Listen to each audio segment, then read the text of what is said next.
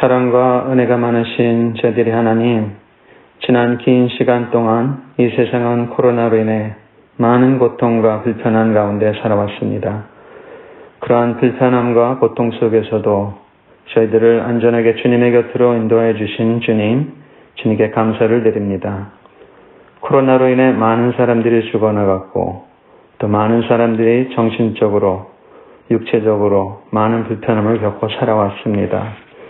이렇게 복잡하고 불안으로 둘러싸인 이 세상을 살아가는 많은 사람들이 그동안 주님을 멀리하고 살아왔지만 또 주님께서는 저희를 주님의 곁으로 오라고 이렇게 초청하고 있습니다. 주님, 저희들이 주님의 초청을 받아들이고 우리의 몸과 마음이 주님과 하나 되는 경험을 할 수 있는 좋은 말씀의 지표가 될 수 있게 주님, 성령님께서 저희와 이 시간 같이 하여 주옵소서.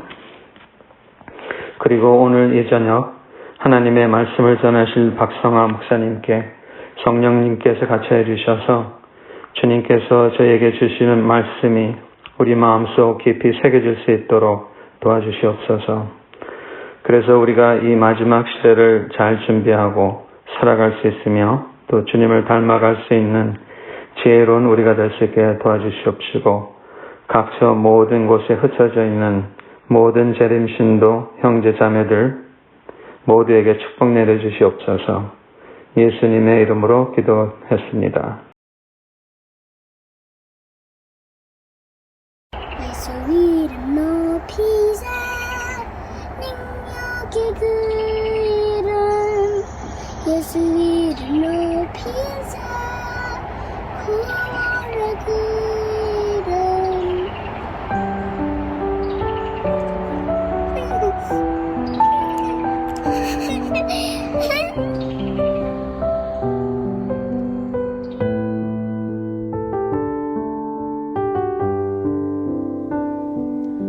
수많은 무리들이 줄지어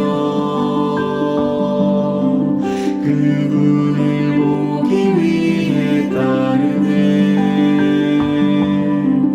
평범한 목수이신 그분 앞에 모든 무릎이 꿇어 경배하네.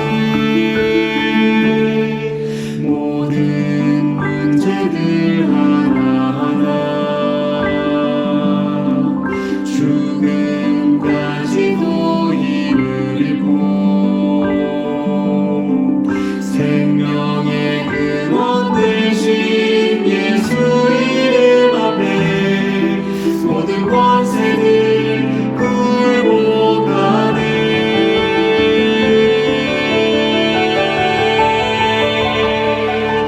예수 이름 높이세 능력의 그 이름 예수 이름 높이세 구원의 그 이름 예수 이름을 부르는 자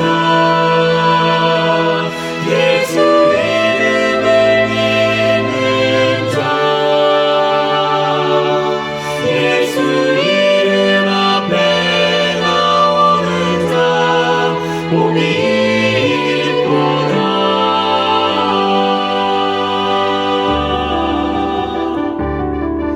나의 계획이 실패하고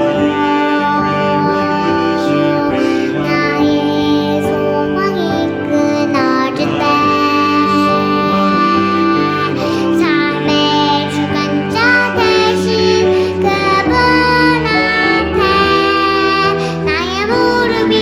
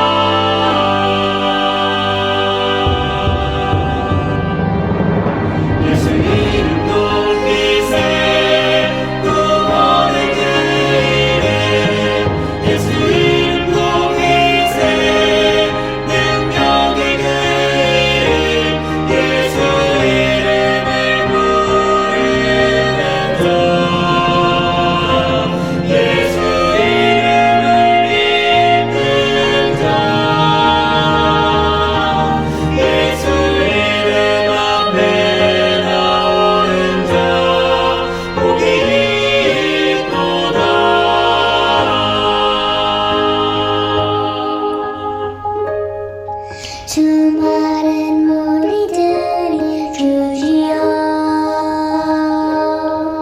그분을 보기 위해 따르네.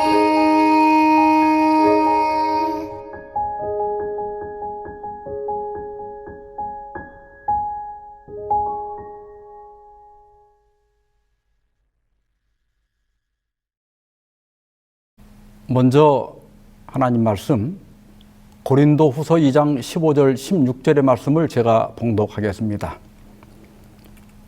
우리는 구원 얻는 자들에게나 망하는 자들에게나 하나님 앞에서 그리스도의 향기니 이 사람에게는 사망으로조차 사망에 이르는 냄새요 저 사람에게는 생명으로조차 생명에 이르는 냄새라. 누가 이것을 감당하리요? 오늘은 그리스도의 향기가 된 여인, 이런 제목으로 말씀을 드리겠습니다. 여러분, 이 사진을 보시죠. 사람들이 향기를 맡을 때 공통적으로 특유의 표정이 있습니다. 대개 옅은 미소나 도취된 표정입니다. 왜 저런 표정을 지을까? 기분이 좋아져서 그러는 거예요. 향기를 맡을 때 기분이 좋아진다는 것은 향기가 우리의 정서와 몸에 영향을 미친다는 증거입니다. 향기는 먼 옛날부터 의식이나 치료제로 사용되었습니다. 성소 의식에도 향이 사용된 것을 볼 수 있죠. 그러다가 19세기에 들어와서 아로마 테라피, 즉 향기 요법이 과학적으로 연구되기 시작했습니다. 아로마 테라피라는 말을 처음 사용한 사람은 프랑스 화학자인 르네 가트포제입니다. 그가 향수 회사에서 실험을 하다가 심한 화상을 입었는데 옆에 라벤더 오일통이 있어서 거기다가 얼른 손을 담갔는데 수포나 염증이 없이 상처가 말끔하게 낫는 경험을 했습니다. 그래서 이 아로마가 치료제로도 쓰일 수 있겠구나, 이런 생각을 하게 되었고 1926년에 아로마 테라피라고 하는 책을 내게 되었습니다. 그 후에 이 아로마 테라피를 피부 미용에 접목시킨 사람이 프랑스 생화학자인 마가렛 모리 여사입니다. 그리고 프랑스 군의관인 장발레는 인도 차이나 전쟁 때 항생제와 소독약이 부족하자 아로마 오일을 사용해서 큰 치료 효과를 보게 됩니다. 그리고 전쟁이 끝난 다음에 그 전쟁 트라우마로 고통을 호소하는 환자들에게 아로마 오일을 사용해서 심리 치료를 하는 데 큰 효과를 봤다고 합니다. 저는 향기에 그렇게 민감한 편이 아니라서 별 관심이 없었습니다. 그런데 지난 2019년에 시카고 한마음교회 전도회를 갔는데 그때 제가 기관지가 상당히 안 좋은 상태였습니다. 제가 몇 년 전부터 에어컨 알러지가 생겼어요. 여름에는 어디를 가도 에어컨을 틀다 보니까 이 기관지에 염증이 생겨가지고 병원을 다니면서 약을 먹고 그러면서 몇 년간 여름만 되면 고생을 하고 있었습니다. 제가 이런 이야기를 했더니 그 한마음교회의 김 집사님이라고 하는 분이 자기도 이걸 먹고 건강을 회복했다고 하면서 한번 써보라는 거예요. 이렇게 물에다가 떨어뜨려서 마시는 것도 있고 또 여기 목에다 직접 바르는 것도 있고 또 잘 때 디퓨저를 통해서 들이마시는 것도 있고 하여간 이렇게 많이 주셨어요. 한국에서 가져간 약을 다 끊고 놀랍게도 한 2, 3일 정도 지나니까 기관지가 상당히 편해지고 또 가래도 점점 없어지고 치료가 잘 되어가지고 지금까지 별 문제 없이 잘 지내고 있습니다. 저는 향기에 별 관심이 없었는데 이 기관지 치료를 하면서 라벤더 향을 좋아하게 됐습니다. 잘 때 디퓨저에다가 몇 방울 떨어뜨려서 머리맡에 두면 기분이 그렇게 편안하고 좋을 수가 없어요. 조금 전에 읽었던 본문에서 사도 바울은 우리는 그리스도의 향기라 그랬습니다. 그런데 어떤 사람에게는 사망에 이르는 냄새가 되고 또 어떤 사람에게는 생명에 이르는 냄새가 된다는 거예요. 바울은 이 향기 개념을 로마의 개선 행진에서 따온 겁니다. 전쟁에서 승리한 장군이 개선 행진할 때 향을 든 사람이 향로를 흔들어서 공중에 향내를 풍겼다고 그래요. 성경 주석에 보면 행진하는 사람들 중에는 처형장으로 끌려갈 이들도 있고 석방되거나 승리한 이들도 있다. 두 무리 모두 길을 따라 행진하면서 그 향기를 맡았다. 그것을 통해 어떤 이는 죽음을, 어떤 이는 생명을 떠올렸다. 이는 복음에서도 마찬가지다 그랬습니다. 개선 행진을 할 때 거기서 나는 이 향내는 처형될 사람에게는 죽음이 다가오고 있는 냄새였고 승리한 사람들이나 석방될 사람들에게는 명예와 부와 생명이 다가오는 냄새였다는 거예요. 바울은 우리 그리스도인들을 그리스도의 개선 행진에서 향 운반자로 묘사하고 있는 겁니다. 우리가 전하는 복음은 그것을 거절하는 사람들에게는 사망의 경고가 되지만 복음을 받아들이는 사람들에게는 행복한 미래가 보장된다는 것입니다. 본문의 원뜻은 이 정도 정리하고요. 오늘 저는 나에게 어떤 냄새가 날까 하는 문제를 생각해 보고자 합니다. 우리 사람들에게는 민족에 따라 고유 냄새가 있습니다. 제가 수년 전에 뉴욕에서 박물관 구경을 하는데요. 엘리베이터를 탔는데 흑인 여자분 대여섯 명이 같이 타게 됐어요. 근데 그분들이 처음 들어올 때는 아주 짙은 향수 냄새가 났습니다. 그런데 엘리베이터 문이 이렇게 딱 닫히고 나니까 그 향수 사이로 그분들의 고유의 그 냄새가 이렇게 나는데 하여간 뭐 좀 견디기가 힘들었어요. 근데 나중에 이런 생각이 들어요. 우리끼리는 못 맡지만 나에게도 뭐 된장이나 김치 냄새가 나지 않을까? 아마 날 거예요.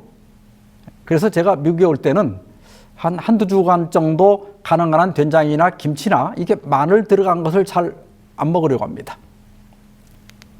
우리 속담에 꽃이 향기로워야 벌나비도 쉬어간다 이런 말이 있습니다. 꽃이 향기를 내뿜는 것은 자기가 원하는 곤충을 불러들여 가지고 수정을 하기 위해서라고 그래요. 그래서 바람으로 그 수정하는 꽃들이 있죠. 그런 꽃들은 향기가 없거나 약하다고 합니다. 나에게도 벌나비를 끌어들이는 향기가 있을까? 있다면 나는 어떤 냄새를 내고 있을까? 나는 다가가고 싶은 사람일까? 아니면 안 보고 싶은 사람일까? 또 주변 사람들이 저 사람이 믿는 예수라면 나도 믿고 싶다고 생각할까? 아니면 저 사람이 믿는 예수라면 나는 절대로 믿지 않겠다. 그렇게 생각할까? 나에게는 어떤 냄새가 날까? 이 심각한 질문입니다. 교회증언 9권 189페이지에 보면 만일 우리가 하나님 앞에 스스로를 낮추고 친절하고 예모 있고 부드럽고 동정적일 것 같으면 오늘날 단 한 사람밖에 없는 곳에 100명의 사람이 진리로 돌아오게 될 것이다. 단 한 사람밖에 없는 곳에 100명을 끌어들일 수 있는 5가지 향기가 있다는 겁니다. 그게 뭐였죠? 스스로를 낮추고 친절하고 예모 있고 부드럽고 동정적일 것. 가만 생각해 보면 그렇게 어려운 것도 아니에요. 이 5가지 향기를 하나하나 살펴보면서 나에게 과연 이런 향기가 있는지 생각해 보도록 하겠습니다. 첫째는 겸손의 향기입니다. 예수님은 마태복음 11장 29절에서 나는 마음이 온유하고 겸손하니 나의 멍에를 메고 내게 배우라 말씀하셨습니다. 지금 전 세계 인구의 전 세계에서 기독교 인구가 21억 명이라고 그래요. 그리고 최근 한 100년간 전 세계 인구의 33%가 예수님을 따르고 있다고 합니다. 이렇게 많은 사람들이 예수님을 따르는 첫 번째 이유는 그분이 온유하고 겸손하시기 때문입니다. 예수님께서는 내게 배우라고 말씀하셨습니다. 톨스토이는 겸손한 사람은 모든 사람으로부터 호감을 산다 그랬어요. 아무리 뛰어난 사람도 잘난 척하고 교만하면 사람들이 싫어하게 되어 있습니다. 사람들은 겸손할 때 감동을 받습니다. 그래서 겸손에는 매혹적인 향기가 납니다. 어거스틴은 말하기를 신앙생활에는 첫째도 겸손이요, 둘째도 겸손이요, 셋째도 겸손이다 그랬습니다. 우리가 진리를 가졌다고 해서 잘난 척하면 역겨운 냄새가 납니다. 이 전도를 잘하는 분들을 보면요, 처음부터 가르치려고 하지 않습니다. 오히려 다른 사람들의 이야기를 잘 들어주고 또 공감해주고 인정해줍니다. 그런 겸손한 모습에서 좋은 향기가 나는 것이고, 그런 향기에 이끌려서 사람들이 그리스도를 믿게 되는 거예요. 리빙 올리브 대표 간사인 윤영진 목사님은 겸손의 소극적인 면은 자기를 낮추는 것이고 적극적인 면은 섬김이다 그랬습니다. 우리가 자신을 낮추기만 해도 좋은 향기가 납니다. 그런데 한 걸음 더 나아가서 상대를 섬길 때, 그때는 제가 좋아하게 된 라벤더 같은 향기, 때로 우리 많은 여성들이 좋아하는 장미 같은 향기가 날 것입니다. 그러므로 우리 여러분, 우리 모두 섬기는 사람이 됩시다. 자식은 부모를 잘 섬기고 또 학생은 선생님을 잘 섬겨야 됩니다. 직장에서도 윗사람들을 잘 섬기고 또 교회에서도 지도자들을 잘 섬기기 바랍니다. 그러면 우리가 머무는 곳에는 언제나 생명의 향기가 가득 차게 될 것입니다. 두 번째는 친절의 향기입니다. 한 영국 소녀가 이렇게 기도했다고 그래요. 하나님, 나쁜 사람들은 착해지게 해주시고 착한 사람들은 친절해지게 해주세요. 아마 이 소녀가 다니는 교회에 착한 분들은 많았는데 친절한 분들이 별로 없었나 봅니다.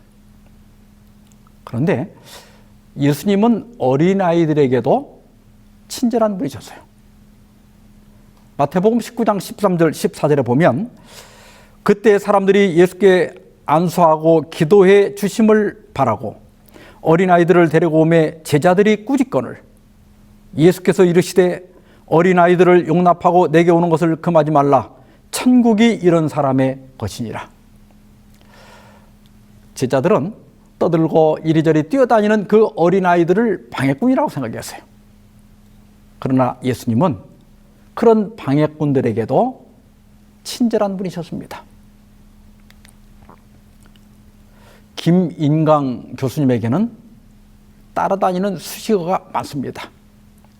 서울대 졸업, 버클리대 박사, 카이스트 교수, 서울대 교수, 2007년 젊은 과학자상 수상, 세계적인 수학자, 또 청년들과 소통하는 집사.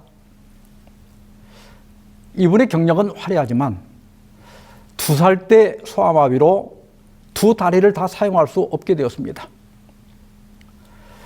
어머니가 초등학교에 입학시키려고 얻고 학교에 갔는데 학교에서는 이렇게 장애가 심한 학생은 받아줄 수 없다면서 거절했습니다.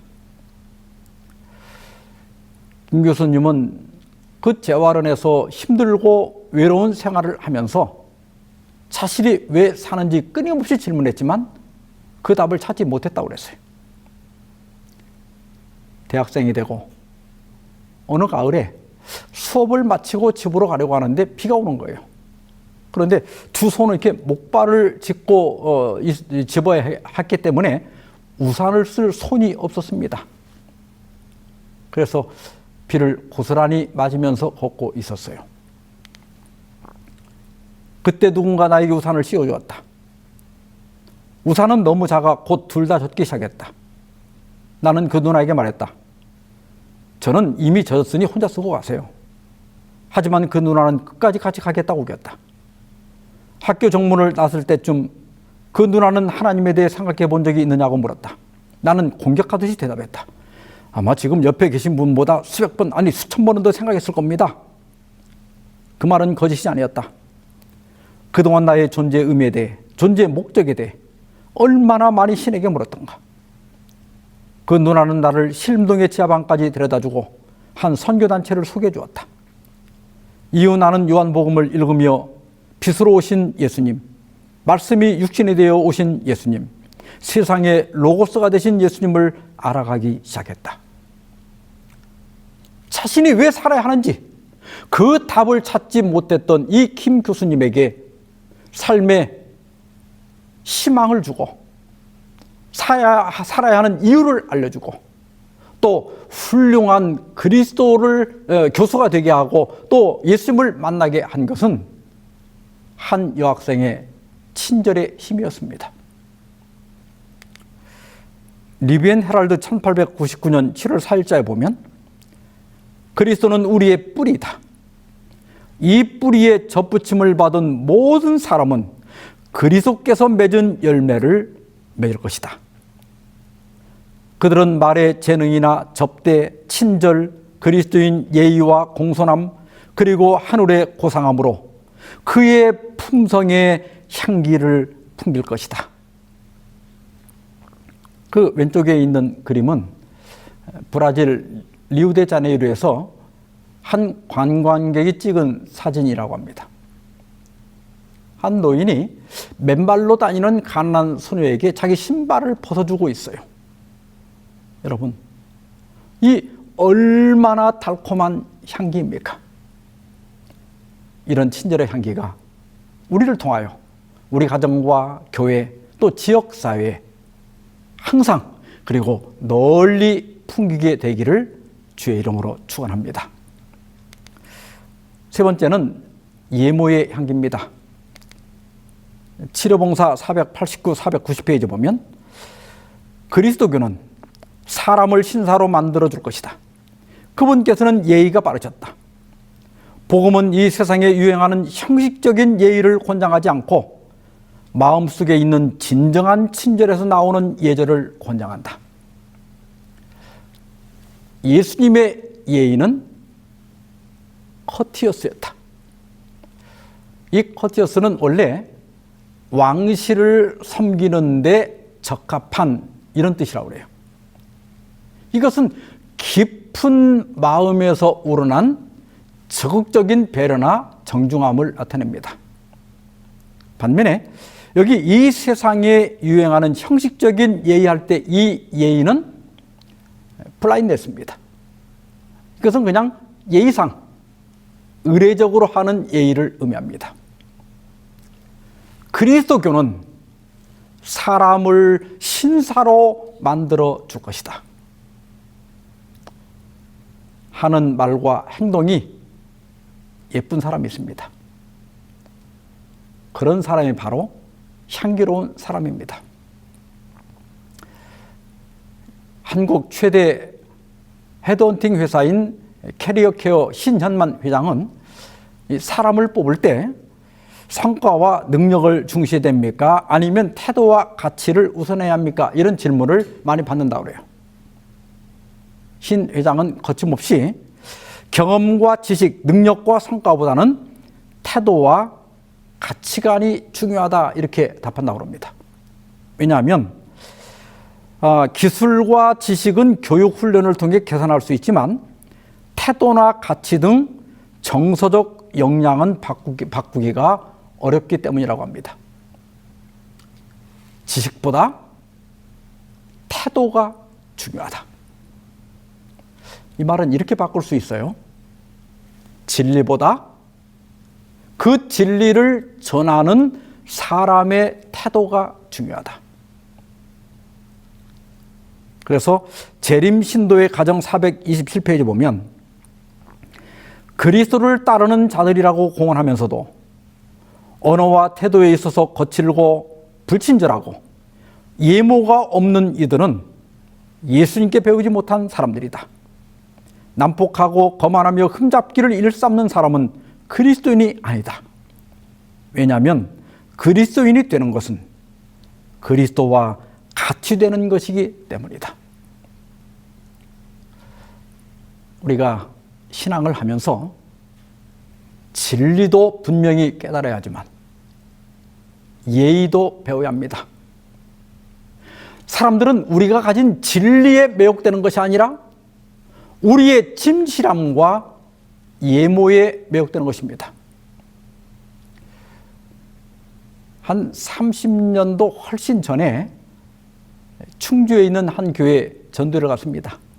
가보니까 이 충주 사람들은 너나 할 것 없이 집에 수석이 없는 사람이 없어요. 아마 그 충주댐을 막으면서 거기서 수석이 나오는 것 같았습니다. 전도를 마치고 집으로 가려고 하는데 한 장로님이 수석 2개를 선물로 주면서 뭐 이 돌에다 이렇게 물을 부으면 중간에 이렇게 파진 곳이 뭐 선녀탕이 되고 그 뒤 절벽에 뭐 달이 나타난대요.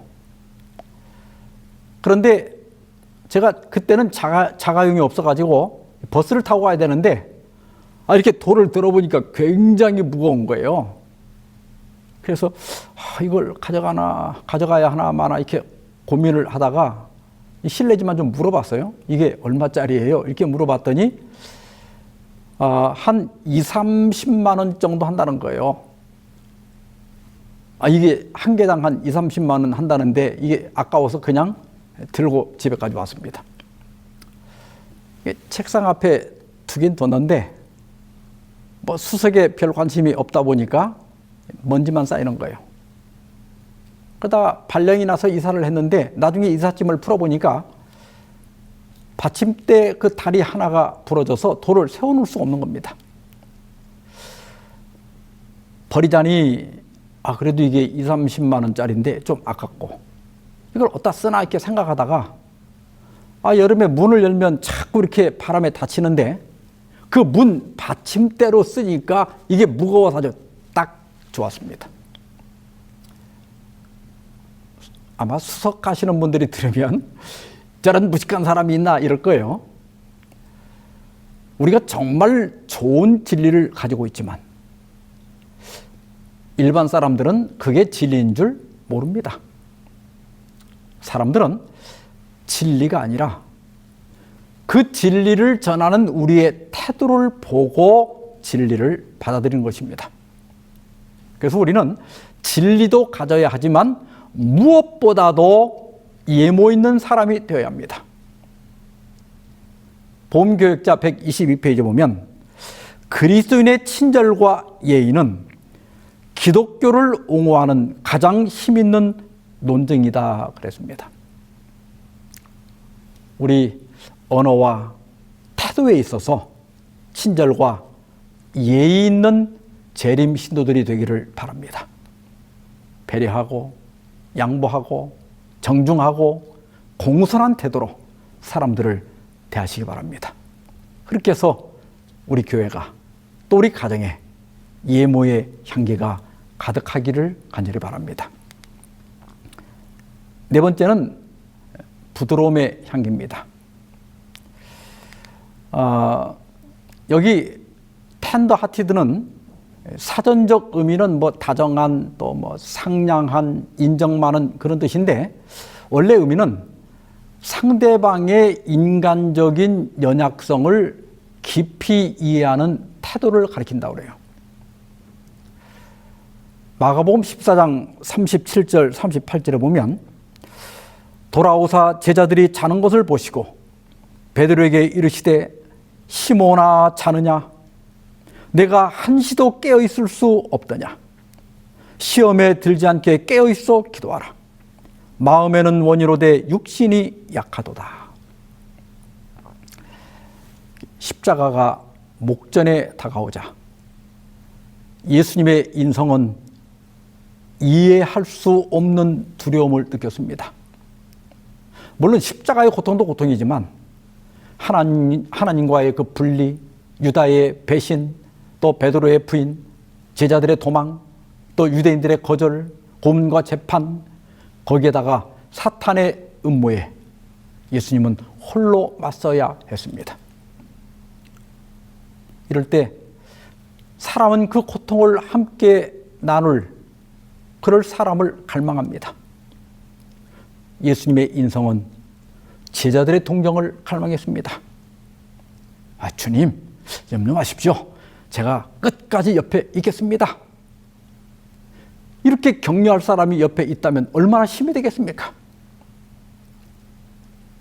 피땀을 흘리며 기도하다가 좀 어떻게 위로라도 좀 얻고자 그 제자들에게 갔을 때 제자들은 막 세상 모르고 자고 있었어요. 시몬아, 자느냐? 이 얼마나 피 맺힌 소리입니까? 이사야 63장 3절에는 이때 예수님의 그 심정을 이렇게 묘사하고 있습니다. 만민 중에 나와 함께한 자가 없이 내가 홀로 포도즙 틀을 밟았다. 어떤 어려운 문제에 직면했을 때 나와 함께하는 자 없이 홀로 오롯이 그 고통을 감내하는 것처럼 외롭고 허전하고 마음이 쓰릴 데가 없습니다. 그런데 예수님은 그 자고 있는 제자들을 보면서 마음에는 원이로되 육신이 약하도다 이렇게 말씀했어요. 사실 이 말은 베드로가 이렇게 눈을 부비면서 핑계로 할 말이었어요. 예수님 죄송해요. 저도 같이 기도하라고 했는데 오늘따라 이상하게 잠을 못 이겠네요. 미안해요. 그런데 지금 베드로가 이 말을 하는 게 아니라 예수님이 베드로가 할 말을 대신 해주고 있는 거예요. 인류의 빛 104페이지에 보면 그분께서는 그들의 연약함을 심하게 책망하지 않으셨다. 그분께서는 그들이 당신께 대한 의무를 다하지 못한 데 대한 변명을 해주셨다. 마음에는 원이로되 육신이 약하도다. 구주의 부드럽고 상냥한 동정심을 얼마나 훌륭하게 묘사해주고 있는가. 여러분, 이 네 번째 부드러움의 향기가 바로 이겁니다. 상대방의 인간적인 연약성을 깊이 이해하는 태도. 우리가 만일 예수님을 닮았다면 우리에게 이러한 향기가 난다는 거예요. 블랙 엔터프라이즈가 발표한 흑인 학생에게 좋은 대학 그 탑10에서 1위를 한 대학이 애틀란타 모어하우스 칼리지라고 그래요. 여기가 그 마틴 루터 킹 목사의 모교지요. 지난 2019년 3월 7일자 영국 데일리 메일 인터넷판에 이 학교와 관련된 기사 하나가 올라왔습니다. 미국 조지아주 애틀란타 모하우스 칼리지에 다니는 웨인 헤어는 시험을 앞두고 수학 수업을 들어야 했는데 아내가 갑자기 외출을 해야 해서 고심 끝에 아이를 안고 학교에 왔다. 그리고 네이선 알렉산더 교수에게 자초지종을 설명하고 양해를 구했다. 그러자 알렉산더 교수는 아이는 내가 안고 있을 테니 마음 놓고 필기를 하라고 했다. 그래서 여기 사진에 보면 교수님이 아기를 안고 수업을 해요. 이 게시물이 올라오자 3일 만에 31만 명이 좋아요를 눌렀어요.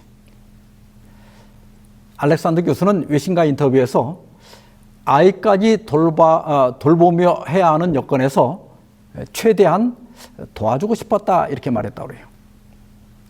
여러분, 이것이 바로 부드러움의 향기입니다.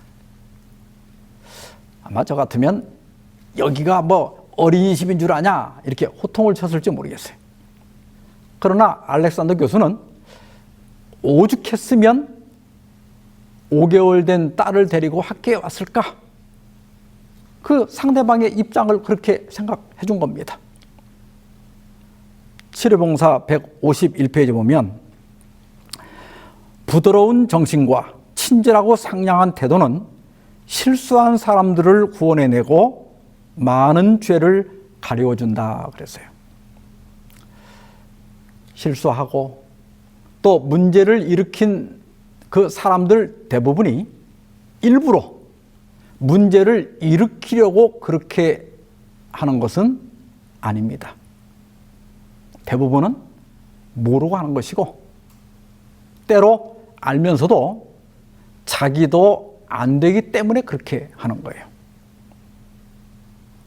이런 분들의 그 인간적인 연약성을 깊이 이해하는 향기가 우리를 통하여 널리 퍼지게 되기를 바랍니다. 5번째는 동정심의 향기입니다. 요한복음 11장 33절로 35절에 보면 예수께서 그가 우는 것과 또 함께 온 유대인들이 우는 것을 보시고 심령의 비통이 여기시고 불쌍히 여기사 이르시되 그를 어디 두었느냐 이르되 주여 와서 보옵소서 하니 예수께서 눈물을 흘리시더라. 성경에서 예수님이 기뻐하셨다는 말은 있는데 웃었다는 말은 찾기 어렵습니다. 그런데 우셨다는 말은 몇 군데 있어요.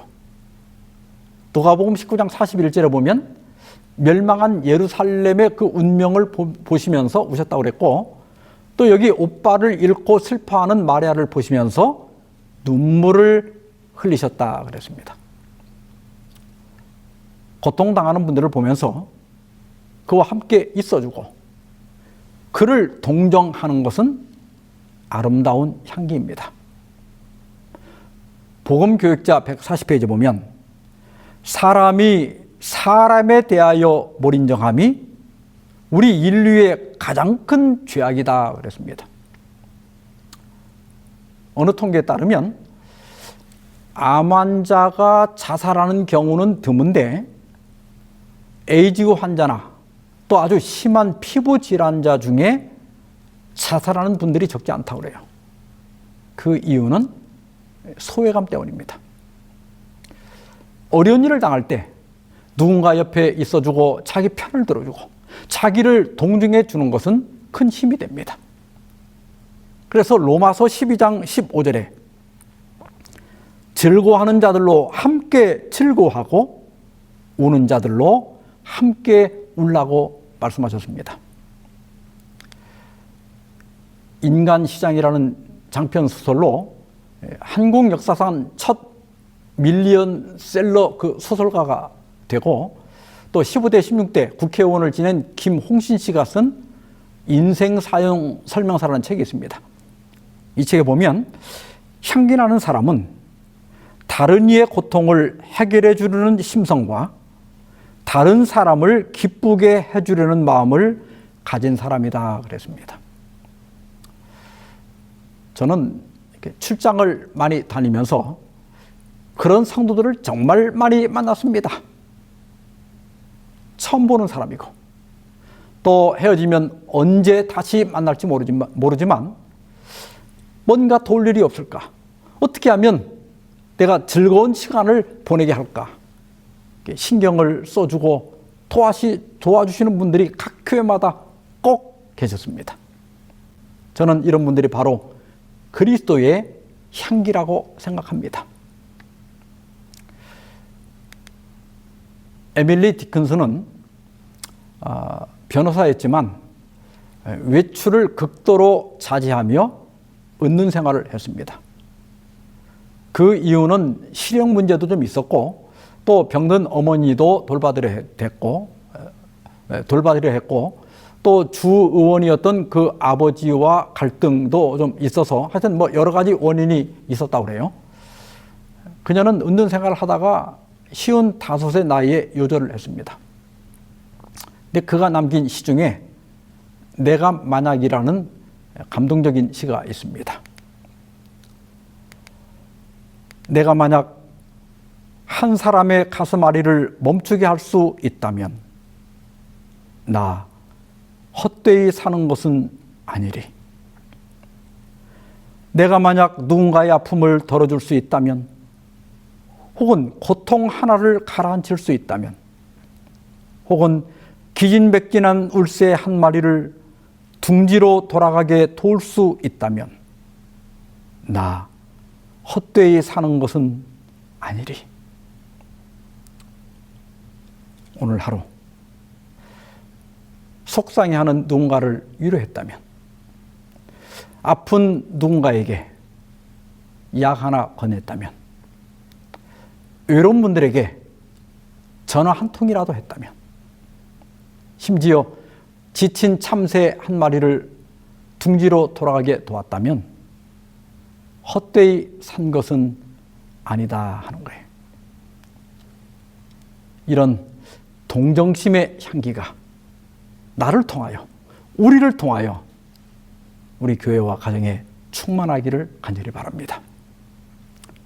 성경에는 그리스도의 향기가 된 여자가 있습니다. 요한복음 12장 3절에 보면 마리아는 지극히 비싼 향유 곧 순전한 나드 한 근을 가져다가 예수의 발에 붓고 자기의 털로 그의 발을 씻으니 향유 냄새가 집에 가득하더라. 마리아는 사실 아무도 모르게 향유를 부었지만 그 향기는 이내 온 집에 가득 찼습니다. 유다가 화를 내면서 왜 그 비싼 걸 낭비하느냐 이렇게 책망할 때 예수께서는 가만두어라. 너희가 어찌하여 저를 괴롭게 하느냐. 저가 내게 좋은 일을 하였느니라. 내가 진실로 너희에게 이르노니 온 천하에 어디서든지 복음이 전파되는 곳에는 이 여자가 행한 일도 말하여 그를 기억하리라 하시니라. 시대의 소망 563페이지에 보면 옥합이 깨어질 때 향기가 온 집에 가득한 것처럼 그리스도께서 운명하시고 그의 몸은 훼손될 것이나 그는 다시 무덤에서 일어나시고 그의 생명의 향기는 세상에 가득하게 될 것이었다. 시간이 끝나는 날까지 그 깨어진 옥합은 타락한 인류에 대한 하나님의 큰 사랑의 이야기를 말해 줄 것이다 그랬습니다. 우리도 이기심의 옥합을 깨고 겸손과 친절과 예모와 부드러움과 동정심의 향기를 냅시다. 우리가 이 5가지 향기를 낼 때마다 그 향기는 타락한 인류에 대한 하나님의 사랑을 말해 줄 것입니다. 저는 마지막으로 원불교의 서문성, 이 성이 서문시예요. 서문성 그 교무가 쓴 작은 이야기, 큰 감동이라는 책에 향기나는 사람이라는 시가 있습니다. 이 시를 읽으면서 오늘 말씀을 마치고자 합니다. 사람은 누구나 그 사람만이 지니고 있는 마음씨가 있습니다. 자기도 없으면서도 남을 도우려는 사람, 자기도 바쁘면서 순서를 양보하는 사람, 어떠한 어려움도 꿋꿋하게 이겨내는 사람, 어려울 때 보기만 해도 위로가 되고 타인의 어려움을 함께 해결해 주려는 사람,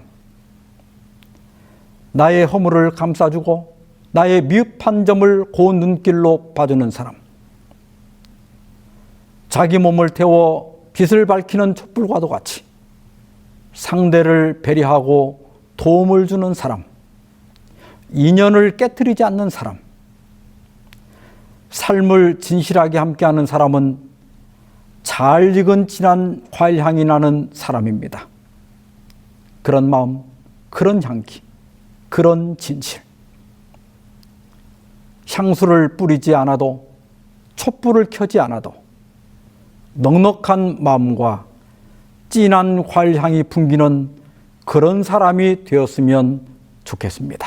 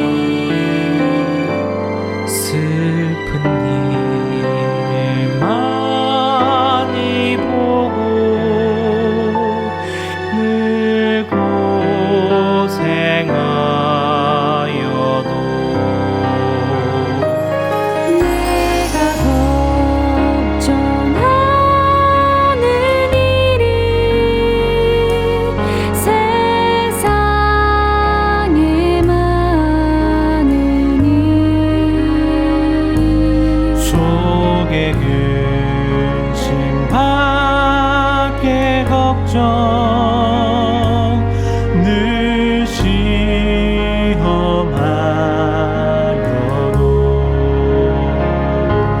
하늘 영광 밝음이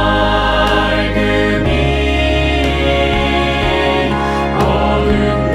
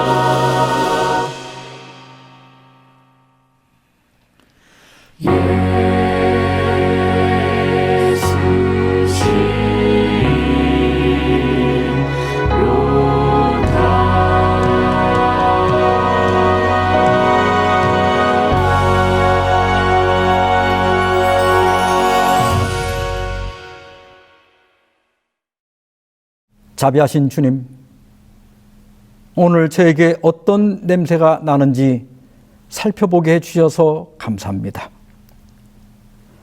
저희 이기심의 옥합을 깨어 이 세상의 주의 겸손과 친절과 예모와 부드러움과 동정심의 향기를 나타낼 수 있도록 저희를 도와 주시옵소서. 저희로 만나는 모든 사람들에게 생명에 이르는 향기가 되게 하시고, 그 향기로 타락한 인류에 대한 하나님의 큰 사랑을 말해주게 하시고, 죽어가는 많은 영혼들을 주께로 인도하게 하여 주시옵소서. 이 모든 말씀을 예수 그리스도의 이름으로 간절히 기도하옵나이다. 아멘.